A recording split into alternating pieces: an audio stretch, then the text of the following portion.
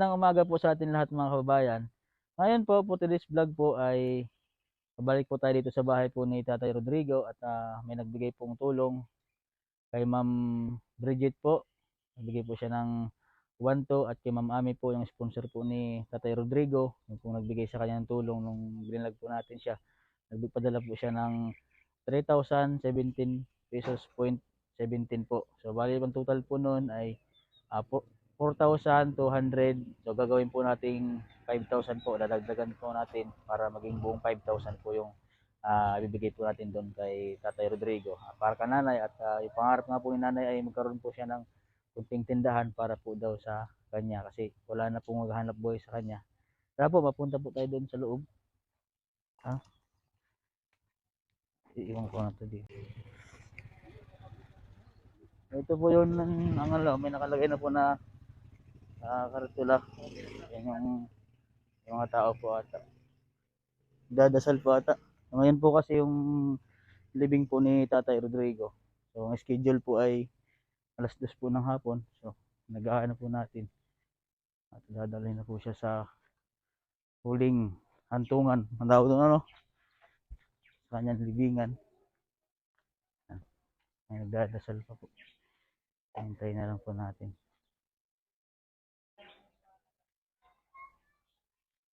So, meron pong nagdadasal. At mamaya na po pagkatapos po ang dasal.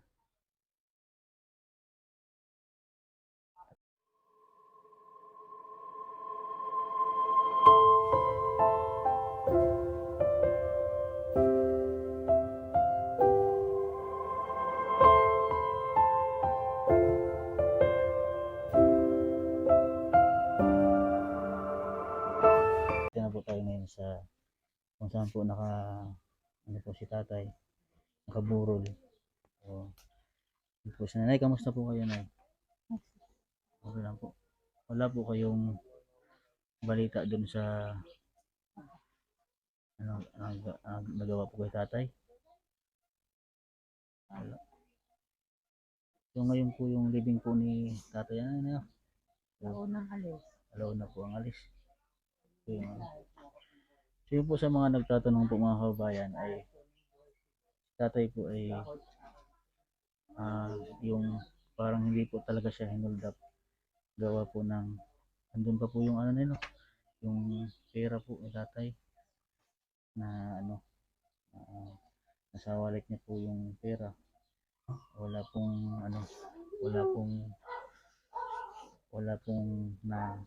wala sa kanyang gamit. At po nagpapasalamat po kami sa lahat po ng tumulong po kay nanay Tatay Rodrigo po na lalong-lalo na po sa kapitan po ng Luksuhin. Siya po yung naggawa po ng paraan para magkaroon po ng kabaong po si tatay at saka Tita Luna. At sa lahat po ng taga-Luksuhin po na nagbigay po ng tulong po kay Tatay Rodrigo para magkaroon po sila ng gantong maayos na kabaong at saka libingan. So yun po yung pinagtulungan po ng mga tao dito sa Luksuhin o si nanay at hindi na po natin siya ngayon at medyo maano po si nanay. Wala po kayong masabi dun sa nagawa po kay tatay nay? Wala pong Bahala na lang ang Diyos sa kanya. Sana po ay makonsensya po yung gumawa po kay tatay.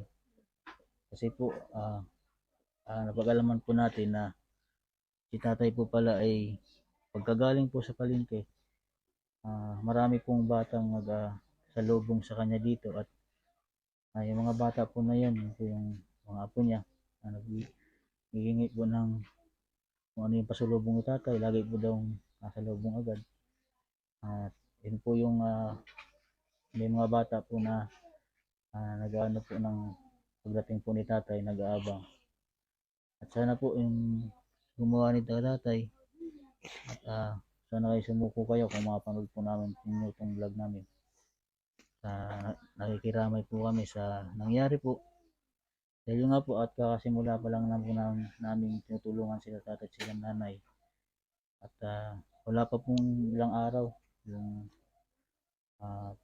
1 week walang po ata na yun, no? Hindi pa. So, Ganun po yung nangyari. Si Madam Yola din po ay nagbigay din po ng tulong kay nanay, yung pambiling gamot. So, maraming salamat po sa sponsor po nila nanay. So, yung link po ni nanay po kasi ay magkaroon po siya ng konting tindahan para po sa kanyang pang araw-araw na pangangailangan. Kasi si nanay po ay nagmi-maintenance na po ng gamot. May sakit po si nanay, kaya po si nanay ay bali si tatay po yung naghahanap buhay. Nangilimos na sa palengke. So yung ano nga po ay si tatay ay hindi na po nakapagbili ng maintenance niya. So pintuhan po kami. Bali po ang ginagamot na lang po ni tatay ay bawang. Maayos. Kaya po siusap po ako sa ating mga kabayan, mga sponsor na mabigyan po natin sila ng pangkabuhayan. So yan po nay, kung ito yung gumawa dito meron pong nagbigay din ng tulong sa inyo. Kasi si Mami po, yung sponsor niyo po nay na kung naalala niyo po na pumunta ako dito, nagdala ko ng sakong bigas. Opo, Ma'am Ami po. Tapos ka Ma'am Bridget po. Si Ma'am Bridget po nagbigay po ng 1 to. At si Ma'am Ami po nagbigay po ng 3,017.17. So gagawin po natin 5,000 po yun para mabuo po ng pera. Magpagamit po natin. Yun po, yung si Ma'am Ami po, yun po yung bigay po kila Ate Rodrigo. So nagulat po si Ma'am Ami na ganun po yung nangyari kita. Yan po at ibigay po namin sa yung pera na yun. So pag may magbigay po na tulong ay ipunin po natin para magkaroon po kayo ng pangarap po kaya lang.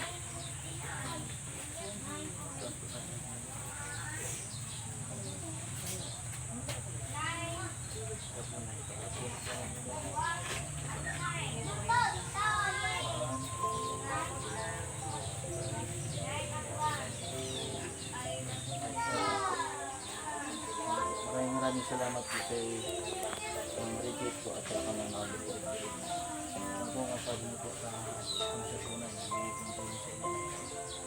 Maraming salamat po. Sana nakikita ko nang pumatay sa asawa ko para magmataon. Nakikita mo sana. Ginawa mo. Sana sa araw-araw na dumaan sa buhay mo, makatulog ka ng mahimatay. Sana manalangin ka sa Panginoon na huwag mangyari sa'yo yung ginawa mo sa asawa ko.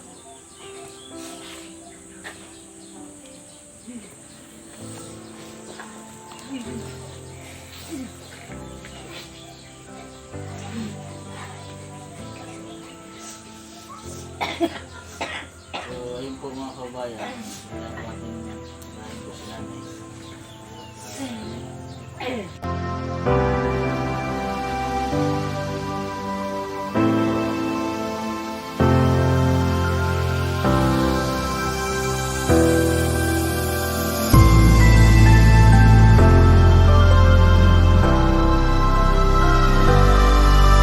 Dito na po kami para magpapagod po kayo. Kung may magbigay po pong tulong na balik po sa inyo. Maraming salamat po mga kabayan sa lahat po ng sponsor po at sa lahat po ng kaluksuhin, sa kapitan, sa mga tao pong nagbigay po ng tulong para po kay nanay para maging maayos po ang lahat ng pag-ibigin po ng tatay. Yan po mga kabayan, umaga po. Ngayon po ang living po ni tatay, as po na yan, araw na po ang ayos. So yan po, magandang umaga po sa atin.